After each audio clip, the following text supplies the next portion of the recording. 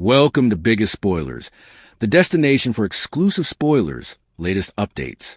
General Hospital spoilers for Tuesday, December 17th, reveal that Nina Reeves and Jack Brennan will strike a deal while Drew Cain makes a furious oath. Jocelyn Jacks will also have a question for Michael Corinthos, so then's what GH suckers can anticipate. At the Quartermaine manse, Tracy Quartermaine will declare that he doesn't know who he's dealing with, but he's about to find out. This may be about Jen Sidwell allowing he can call the shots at deception. Also again, Tracy might be rankled up over the way Dante Falconeri has been treating Giovanni Gio Palmieri, so she may plan to give Dante a piece of her mind. Rocco Falconeri will also hand down and claim during a tense discussion with Dante, who'll realize he needs to make amends with Gio if he wants to fix his bond with Rocco. Gio and Dante will end up trying to find a path forward, so they'll bandy what a relationship looks like for the two of them. Next, Lulu Spencer will ask if Charlotte Cassadine has been in contact with her father, so Charlotte will admit Valentine Cassadine reached out to her through their crucial system. That news will shoot Lulu flying into a rage while Drew unleashes some wrathfulness of his own across city. Drew and Willow Cain will have a run heft with Michael, so that'll lead to conflict as usual. Nonetheless, Drew will make a furious oath to Willow and assure her that they're going to win this battle. Willow wouldn't look as certain considering all the substantiation that's mounting against her. As for Nina, she'll head to Brennan's office to collect the favor he owes her. Nina induced Lulu to let Charlotte see Valentine at Steinmauer and was promised WSB help in exchange. Brennan suggested Nina and Willow would need it at some point, so now Nina's going to admit he's right and push for that backing. Of course, Brennan will use Nina's despair to his advantage and try to get commodity differently out of her. However, also Brennan will need her to make it worth his while. Nina will strike a deal with Brennan while Jocelyn sits down with Michael and asks an interesting question: if Nina wants help getting Willow out of her current mess. It looks like Jocelyn will wonder if Michael and Willow would have been together if Drew hadn't come between them. General Hospital suggests Dr. Isaiah Gannon is each in on this baby thing with Portia Robinson. Flashback, he's no addict of Curtis Ashford or Jordan Ashford, for that matter. So, is Isaiah going to take way to make sure that he's the proud pop of Portia's future baby? Portia's secret gestation plan unraveled by Jordan on General Hospital. Portia's original plan was to keep her gestation a secret from everybody until she was out of the first trimester and could get a DNA test. But Jordan, as usual, had to get all up in Portia's business. Jordan isn't sleeping with Curtis yet, but those two, let's be real, have been in an emotional affair for quite some time, indeed while Portia was still with Curtis. Jordan running her mouth to Curtis with no evidence squinched up Portia's plan to get the word she demanded before she revealed her gestation. Last week, Isaiah set about Portia is pregnant after she collapsed. And Isaiah also set about he might be the father. By the way, Cleaner social media is loving how Isaiah and Portia handled the reveal and how actually they communicated with each other. A history of maternity lies and insincerity on GH. Isaiah asked Portia if she'd have told him the verity, no matter what the DNA test said. She said, of course, yes. Also she told Isaiah she made the mistake before of lying about maternity and wouldn't do it again. However, Trina Robinson grew up allowing Taggart was her pater. Because Portia cheated with Curtis back in the day and also prevaricated about Trina's maternity, if you recall. However, Jordan was all up in that mess, too, if you recall. She let Curtis' family suppose he was TJ's pater. But it was really Sean Butler. Implicit maternity test tampering on General Hospital. Who are the suspects? So, then's my question. Will Portia's maternity test wind up tampered? And if so, by whom? Isaiah doesn't like Curtis, and Isaiah seems to be falling for Portia. He's calling that cabin ours. There are a lot of signs that he's veritably serious. I could see Isaiah chirping the lab results before Portia does, and perhaps he changes them, allowing it's better for Portia if he's the pater. So she can cut ties with Curtis. Plus, Isaiah would love to be the father of her baby on General Hospital. But there's notoriety differently who might try and encourage the test. We know Jordan wants to be with Curtis, and she doesn't suppose that Portia is good enough for him. So, I could see a world where Jordan finds a way to tamper with the test if she finds out there's another man in the blend. Now, if she doesn't know that, there's no reason for her to tamper. Could Trina and Joss intervene for family unity? Let's not forget Trina moreover. She doesn't want her parents to resolve up and she despises Jordan. So if Trina finds out her mama's seeing Isaiah and he might be the pater, she might find a way to tamper with the test, allowing that having a baby together would reunite her parents. However, Joss could use her super WSB asset chops to skulk into the lab and alter the results to help Trina but also keep it to herself. If Trina told Jocelyn Jacks about her dilemma and how poorly she wants her parents to stay together, that would be a move straight out of her mama, Carly Corinthos Spencer's, playbook. Would Portia herself manipulate the results to keep Jordan down? Last but not least, there's a chance that Portia herself could tamper with the maternity test. I know she told Isaiah that she learned her assignment, but has she really? Or could commodity change Portia's mind and she decides that Isaiah is the better choice to be the pater? I do suppose Portia right now intends to be above board about this. But if the test says Curtis is the pater, she might change her mind. Also, she might change the test, especially if Trina tells her she saw Curtis with Jordan on Thanksgiving. I know Portia is formerly involved with Isaiah, but hearing about the kiss would just remind Portia that if she and Curtis have a baby and he's with Jordan, also the woman that Portia hates will be helping to raise her sprat. Portia might alter the results, not so important to keep Curtis out of the sprat's life, but to keep Jordan out. I'm lodging for an Isaiah baby, but I love me some Curtis. So, we'll see how it goes. General Hospital spoilers point to Britt Westbourne being forced to fudge the maternity results for Portia Robinson's baby. Britt is back at GH as a lowly adjunct, but her job prospects are looking up. Specifically, Britt helped Portia when no other OB/GYNs were available, and subsequently Lucas Jones offered to write a letter of recommendation for her in regard to getting her medical license back. Will Britt sabotage records? Britt was also on hand to help out Ned Quartermaine when he arrived at GH suffering a heart attack. All by each, it looks like Britt is on the fast track to a creation. Britt is each about deception, so having her rework some documents would be no big deal to her. Portia has no idea if the baby is Curtis Ashford's or Isaiah Gannon's. Did we mention that Isaiah is also a croaker? Isaiah wants answers. We prognosticate that having had Britt attend to Portia leads to her farther involvement in the Who's the Daddy plot. As chief of staff, Portia can put in a good word for Britt, which would go a long way. At this point Curtis thinks he's the baby daddy, and has no idea that Isaiah has skin in the game.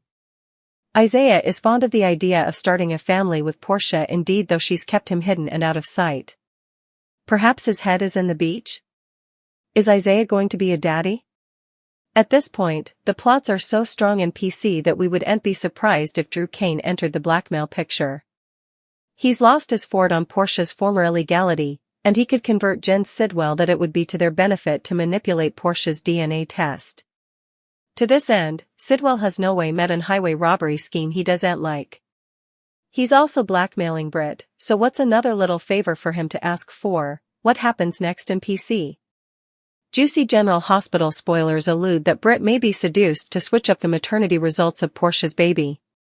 Do you want the bitch back, or do you like her as she is? In Port Charles, there were moments when history didn't whisper, it announced itself. And on this particular day, inside the imposing walls of the Quartermaine mansion, history stood tall, armed with sharp words, sharper instincts, and a promise that someone had severely underestimated the power they were about to face. Tracy Quartermaine stood near the center of the room, posture immaculate, eyes blazing with a familiar and dangerous confidence. She didn't raise her voice. She didn't need to. He doesn't know who he's dealing with, Tracy declared coolly. But he's about to. The words landed with weight. Brooke Lynn felt it. Ned recognized it. And anyone who had ever crossed Tracy Quartermaine understood exactly what kind of storm those words foretold. Who is he? That was the question hanging in the air. Jen Sidwell's name had been floating around deception like a toxic perfume, subtle at first, then overwhelming. A man who believed money bought obedience. A man who thought influence replaced loyalty. And perhaps worst of all, a man who believed Tracy Quartermaine could be managed. If Sidwell thought he could dictate terms at deception, Tracy was more than ready to educate him. But there was another possibility. Another man. Another offense. Dante Falconeri. Tracy had been watching. Listening. Calculating. The way Dante dismissed Giovanni Gio Palmieri. The way he hardened instead of healing. The way his stubborn pride bled directly into his son's heartbreak. If Dante believed his badge or his trauma excused the damage he was doing, Tracy might just be preparing to remind him that family wounds cut deeper than bullets. And Tracy Quartermain never missed her mark. A son's ultimatum.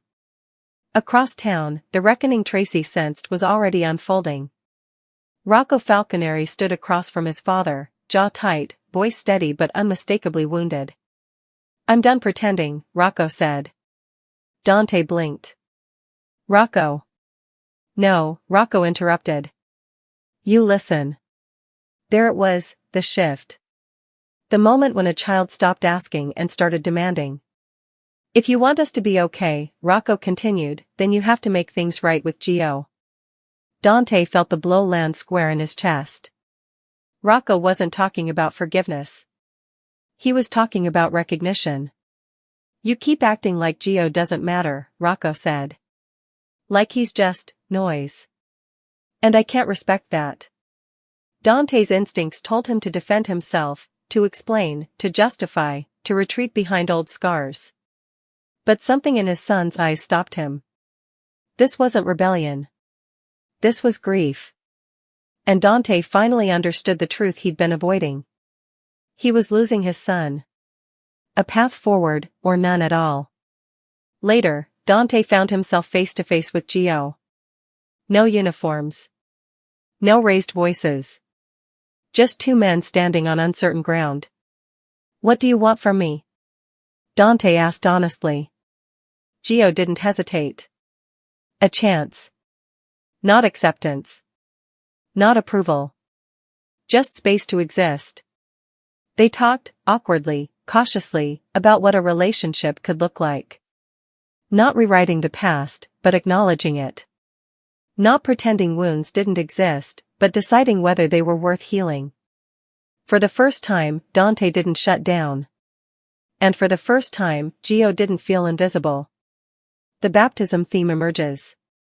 All over Port Charles, similar moments were unfolding, not in churches, but in living rooms, offices, and hospital corridors. This wasn't about water. It was about truth. About stepping into it, even when it burned. And while some characters leaned into the cleansing power of honesty, others were already sharpening their threats. Because in Port Charles, rebirth never comes without resistance. In Port Charles, truth rarely arrived gently. It didn't knock. It didn't wait for permission. It kicked doors open and demanded to be acknowledged, especially when it involved children caught in the crossfire of adult mistakes. And on this day, that truth came crashing down on Lulu Spencer with devastating force. A question that ignites a fire. Lulu tried to keep her voice calm, but fear sharpened every syllable.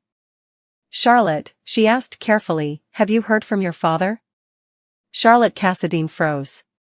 That split second told Lulu everything. The pause. The flicker of guilt. The way Charlotte's fingers curled instinctively toward her pocket. "Yes," Charlotte finally admitted. He reached out. Lulu's breath caught. "How?" "Our system," Charlotte said quietly. "The key signals." Like before. The room went still. Then Lulu erupted.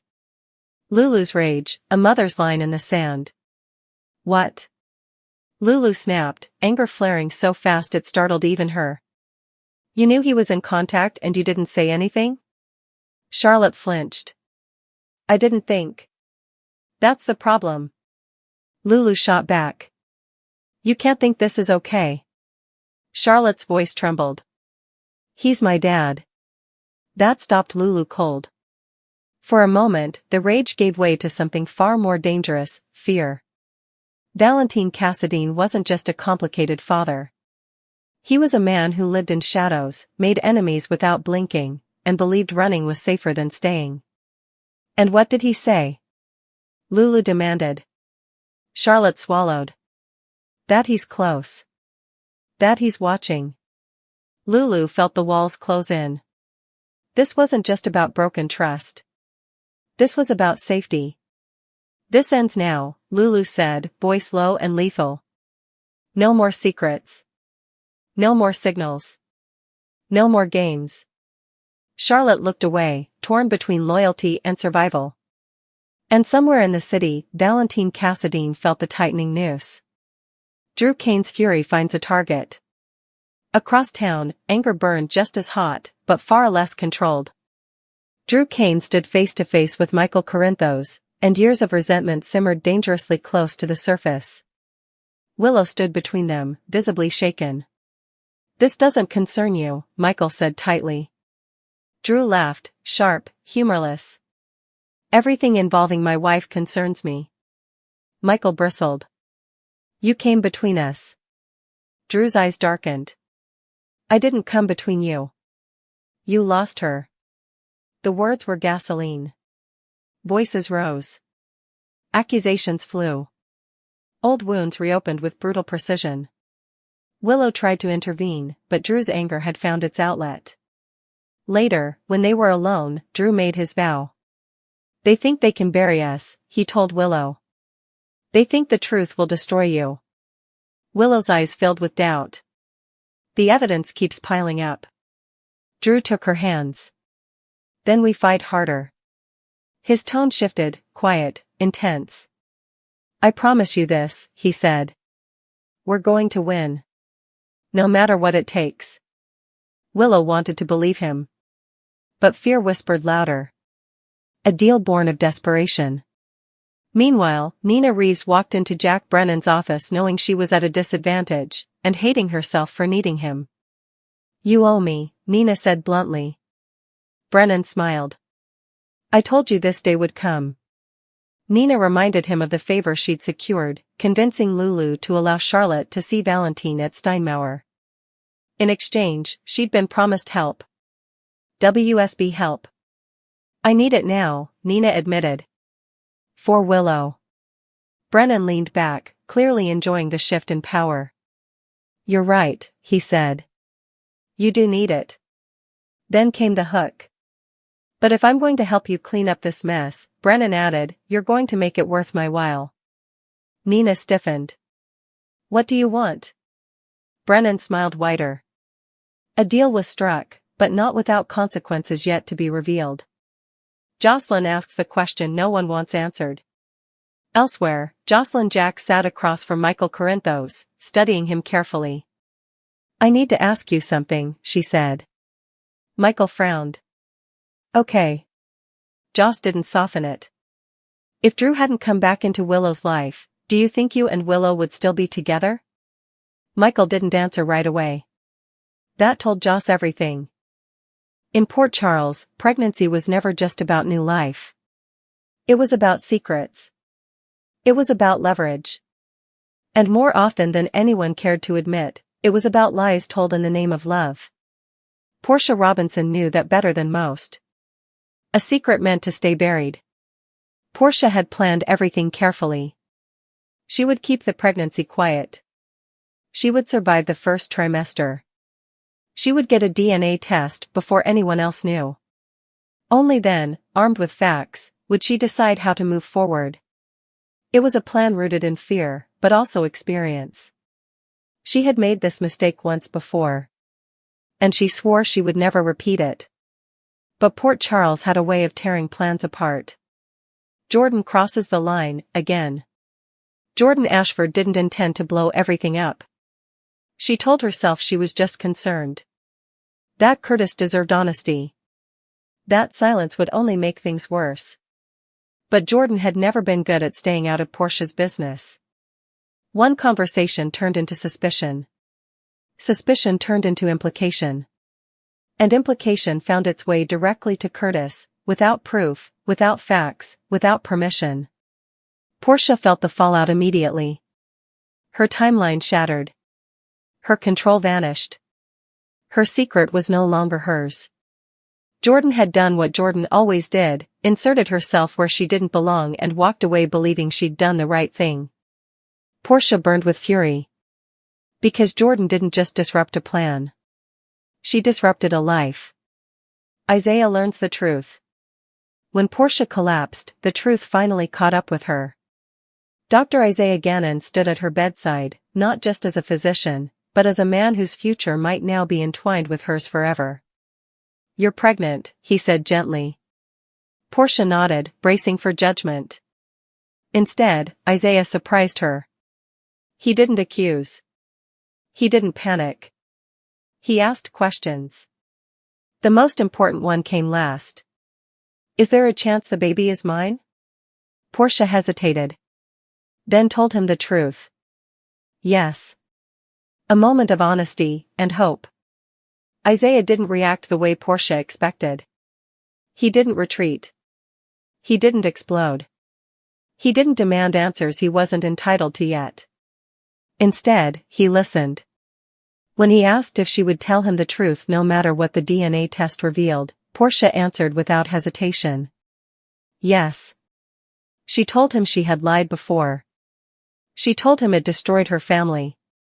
She told him she would never do that again. Isaiah believed her. And in that moment, something shifted between them. The weight of history. Portia's words echoed with painful irony. Trina Robinson had grown up believing Marcus Taggart was her father, only to learn later that Curtis Ashford was her biological dad. That lie had changed everything. And Jordan had been part of that fallout too, pressuring, threatening, forcing truth into the open while conveniently ignoring her own hypocrisy. Because Jordan had lied about T.J. Ashford's paternity. She had let Curtis' brother believe he was T.J.'s father, knowing full well it was Sean Butler. Portia hadn't forgotten. And neither had fate. Isaiah's growing claim. As days passed, Isaiah grew more invested, not less. He spoke about the future. He referred to shared spaces as ours. He didn't hide his desire to be part of Portia's life, or the baby's. And he made no effort to conceal his dislike of Curtis. Isaiah saw Curtis as baggage. As unfinished business. As a threat to stability. And Portia noticed. She also noticed something else. Isaiah wasn't just supportive. He was positioning himself. The question no one wants to ask. What happens when the man who might be the father decides he wants to be? In Port Charles, answers were rarely left to chance. Could the test be tampered? The question lingered like smoke. Isaiah was a doctor. He had access. He had motive. Would he peek at the results? Would he change them? Would he convince himself it was for the best? If the baby was his, everything aligned. If it wasn't, would he accept that? Portia wanted to believe he would. But belief wasn't proof. Jordan's motive grows darker. Jordan wanted Curtis. She always had. And she didn't believe Portia deserved him. If Jordan learned there was another possible father in the mix, would she stay out of it? History suggested otherwise. Jordan justified interference as concern. As morality. As necessity. But underneath it all was jealousy. And jealousy had ruined lives before. Trina, a daughter's desperation. Then there was Trina. She wanted her family whole. She hated Jordan. She feared losing her parents forever. If Trina learned the truth, that Isaiah might be the father, could she intervene? Could desperation override ethics? Trina was smart. She was resourceful. And she had friends with very specific skill sets. Jocelyn Jacks, the wild card. Jocelyn Jacks had been raised by Carly Corinthos Spencer.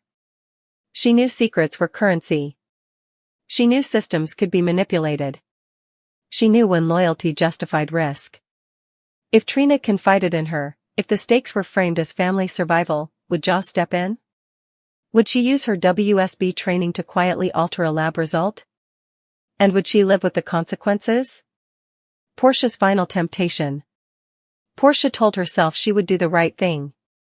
She believed it, right up until the moment she imagined Curtis raising a child with Jordan. If the test said Curtis was the father, would Portia still be strong? Or would fear, and hate, win? Changing the results wouldn't be about pushing Curtis away. It would be about keeping Jordan out. And in Port Charles, that distinction mattered very little. The baptism theme darkens. This pregnancy was meant to symbolize new beginnings. Instead, it reopened old wounds. Encouraging words became rationalizations. Honesty became conditional. Love became leverage. And somewhere in a lab, the truth waited, fragile, vulnerable, and dangerously easy to rewrite.